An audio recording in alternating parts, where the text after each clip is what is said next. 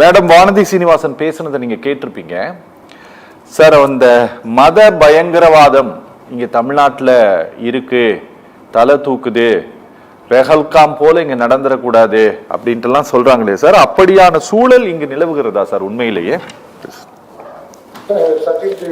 வணக்கங்க. அதாவது ரகசியம் இந்த நாட்டுக்கு அறிஞர்களுக்கு வழக்கு அடிப்படையில் முன்னாள் பிரதமர் கொள்ள குடிக்க ஒத்துக்கை நடக்குதுங்கிறது இந்த அமைதி பூங்கால கடவுள் தெரியுறாங்க இந்த தமிழ்நாட்டுல. சார் கொஞ்சம் எக்கோடிக்கு கொஞ்சம் ஆர்டர் சார் சொல்லுங்க. கொஞ்சம் குறைங்கப்பா. அதாவது இன்னைக்கு நாம கருதுற அறிவியல் வளர்ச்சிய ஒரு 30 ஆண்டுகளுக்கு முன்னாடியே இந்த நாட்டில் கொண்டு வந்திருக்கக்கூடிய ராஜீவ் காந்தி அவர்களை துடிக்க கொண்டது இந்த தமிழ்நாடுங்கிறப்ப கதவு இருப்பாங்க. இது அமைதி பூங்கா, ராபின்சன் பூங்கா, அந்த பூங்கா இந்த பூங்கான்னு கதவு இருப்பாங்க. அதாவது இந்த திமுக ஆட்சிக்கு வந்துச்சுனாங்க இது நம்ம ஆளுங்க ஆட்சி அப்படின்னு மத தீவிரவாதிங்க இந்த மதத்தின் பெயரால் மதத்தை சொல்லிக் கொண்டு தீவிரவாதம் பண்றவங்களுக்கு ஒரு கிராண்டட் பாஸ் கொடுத்த மாதிரி தான் அப்படிங்கிறது தெரியும். ரெண்டு சின்ன உதாரணம் சொல்லிடுறேங்க. 1998 58 பேர் உயிரை பழிவாங்கின அத்வானி அவர்கள் கோவை குண்டு வெட்டுங்கிறது நடந்து திமுக ஆட்சியில. அதுல எத்தனை பேருக்கு அதுல இறந்து போனாங்க, எத்தனை பேர் உடல் உறுப்புகள் செயலிழந்து போனாங்க, வாழ்வாதாரம் தொலைஞ்சு போனது. கோயம்புத்தூர் அப்படிங்கிறது ஒரு 30 ஆண்டுகளுக்கு பின்னோக்கி போனது. அது கோயம்புத்தூர் சொல்ல போனா இன்னைக்கு வரைக்கும் முழுவதுமா எந்திரிக்கல அப்படிங்கிற வரலாறு சாதனையை படைச்சது திமுக. அப்புறம் பாத்தீங்கன்னா அந்த அப்பா பண்ண சாதனைய மகன் விட்டுருவாரா? 2023 பாத்தீங்கன்னா கோவை குண்டு வெடிப்பு முயற்சியோ சாரிங்க, குண்டு வெடிப்பு இல்ல, உருளை, அதுதான் சொல்லிக்கலாமா, உருளை தாய் உருளை எடுத்துட்டு போனப்ப தவறி போய் அதுல மறுபடியும் ஒரு 50 வருஷத்துக்கு போயிருந்தோம். அதாவது மைனாரிட்டி அப்பீஸ்மெண்ட், நான் திரும்ப சொல்றேன், தமிழகத்தில் இருக்கிற மதவழி சிறுபான்மையினர் ஒருபோதும் தீவிரவாதத்தை ஆதரிக்கக்கூடியவர்கள் அல்ல.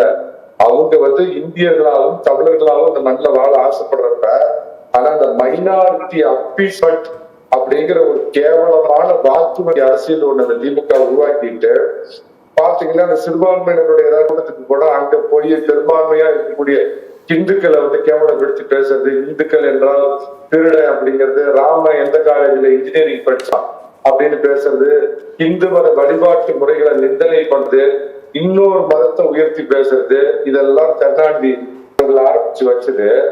அரசியலுக்கு இயல்போடு சூப்பர் குடும்பத்துல பிறந்ததுனால சூப்பரா 3 வருஷத்துல துணை முதலமைச்சரான உதயநிதி பாத்தீங்கன்னா ஒரு 2 ஆண்டுகளுக்கு முன்பு டெங்கு மலேரியா கொசு போல் சனாதானத்தை ஒழிப்போம் அப்படின்னு இந்த நாட்டுல பெரும்பகுதியான ஒரு 80-90 கோடி மக்கள் ஒரு வாழ்வியல் தத்துவமா ஏற்றுக்கிற சனாதானத்தை பத்தி அவரு கேட்டுக்கிட்டு பேசுனது.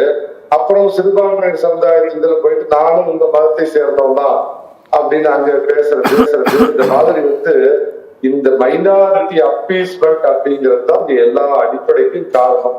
நான் திருப்பி கேட்கிறேன், அதிமுக ஆட்சியில அம்மா ஜெயலலிதா அவர்களுடைய ஆட்சியிலேயோ திரு எடப்பாடி பழனிசாமி அவர்கள் ஆட்சியிலையோ குண்டு வெடிப்பு இல்ல மத பயங்கரவாதிகளுடைய தீவிரவாதம் ஆடிட்ட ரமேஷ் பிஜேபி தலைவர்கள் அதிமுக ஆட்சியில் இதே மாதிரி படுகொலை செய்யப்பட்டார்கள் ஜெயலலிதா அவர்களுடைய ஆட்சியில.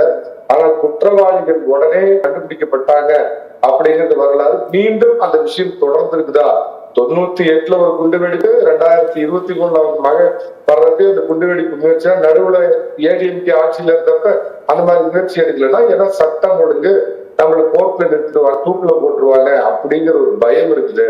அதோட கேவல ஒரு முன்னாள் இந்திய பிரதமர் கொண்ட ஒரு ஈனப்பிறவி ஒரு இழிப்பிறவி ஒருத்தனை போய் இங்க இருக்கிற முதல்வர் கட்டி பிடிச்சி முத்தம் கொடுத்து உச்சி போடுறாரு. இது இந்தியாவில எந்த மாநிலத்திலையுமே இருக்காது.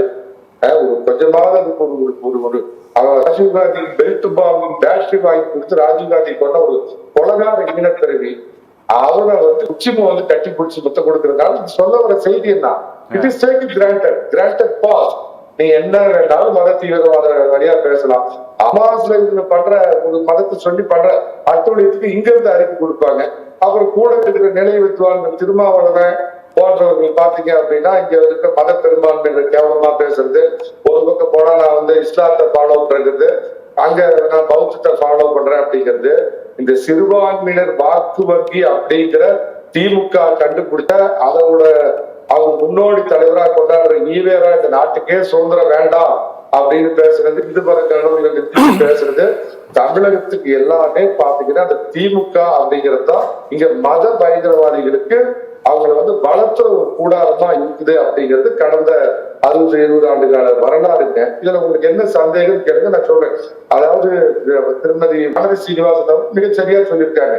காஷ்மீர்ல குண்டு வெடிப்பு இப்ப பண்ணிக்கிற காஷ்மீர்ல பாத்தீங்கன்னா துப்பாக்கி சொல்ல அநியாய அப்பாவி இந்தியர்கள், அதுல என்ன தமிழர்களுங்க கன்னடக்காரர் எல்லாம் இந்தியர்கள் அங்க இறந்து போனாங்க அப்படிங்கிறது கொடுமையான நிகழ்வு. நம்ம ஒவ்வொரு வீட்லயும் நம்ம வீட்டுல நடந்ததுனால இது பண்றோம்.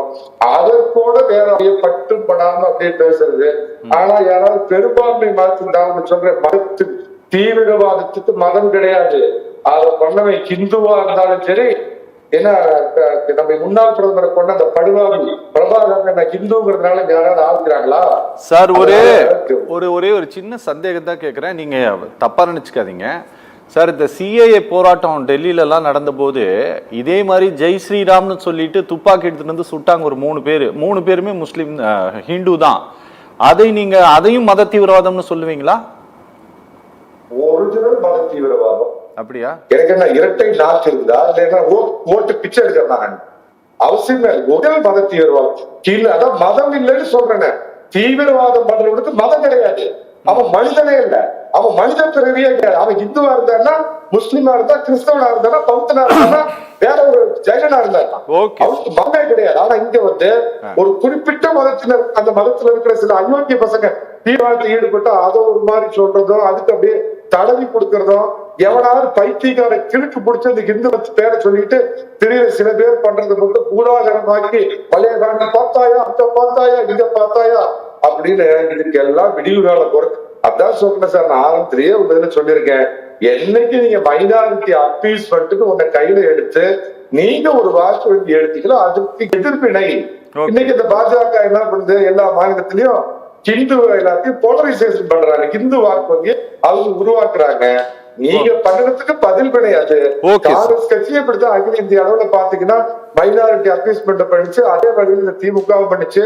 இந்த மத பயங்கரவாதம்னு இந்தியாவில் அப்புறம் ஒருத்தர் தான் புரியாத பாஷையில ஒருத்தர் பேசுவாரு, நம்ம ஆழ்வார்பேட்டை ஆண்டவர், அவரு சொன்னாரு சுதந்திர இந்தியாவின் முதல் தீவிரவாதி ஒரு இந்து கண்டுபிடிச்சாராமா. இந்த மாதிரி இந்த குறிப்பிட்ட எல்லா கட்சிகளும் ஒரு சில கட்சிகளை தவிர்த்து ஓட்டு வங்கி பிச்சை ஓட்டு வங்கி அரசியலுக்காக ஒரு தவறு பண்றவங்கள ஏதோ அந்த மதமே சப்போர்ட் பண்ற மாதிரி அவங்கள தடவி கொடுத்தோம். பெரும்பான்மை மதத்தை இழிவுபடுத்துறதுனால மத பயங்கரவாதத்தின் புகழமாக தமிழகம் வந்துட்டு இருக்குது. ISISல கடந்த 5 ஆண்டுகள்ல எத்தனை பேர் தமிழகத்துல இருந்து போய் சேர்ந்திருக்காங்க. என்னைய ஒவ்வொரு தடவையும் போய் பிடிக்கிறாங்களே, யாரு இல்ல இப்படி எல்லாம் சொல்லக்கூடாது. அப்படி எல்லாம் எந்த ரிப்போர்ட்டும் கிடையாது. நீங்க ஒரு நிமிஷம் பொறுமையா இருக்கும் சார், ஆதாரம் இருக்கணும், சும்மா பேசக்கூடாது, வாயில வந்தாலும் இருங்க சார் ஒரே ஒரு நிமிஷம் இருங்க சார். நீங்க அப்படி சொல்றதுக்கு எந்த எவிடன்ஸும் இல்ல சார். நீங்க இல்ல போய் சேர்ந்திருக்காங்கன்னு சொல்லாதீங்க. என்ஐஏ தமிழகத்துல நிறைய பேர் அரெஸ்ட் பண்ணிருக்காங்களா சார்? அரெஸ்ட் பண்ணிருக்காங்க சார். போய் அந்த ஆக்டிவிட்டிஸ்டா இருந்திருக்காங்கன்னு தமிழகத்திலேயே கேரளாவிலையும் கைது பண்ணிருக்காங்களா இல்லையா? இல்லன்னு லட்சம் பேர் பாக்குற டிவில சொல்றீங்க. திரும்ப சொல்றேன், அருமையான என்னோட இஸ்லாமிய சகோதரர்களையும் மற்ற நான் தான் சொல்றேன், ஒரு இந்து பண்ணிருந்தா அயோக்கிய அவனை சுட்டு கொள்ளுங்க. தீவிரவாதத்துல இந்து ஈடுபட்டால் சுட்டு கொள்ளுங்க.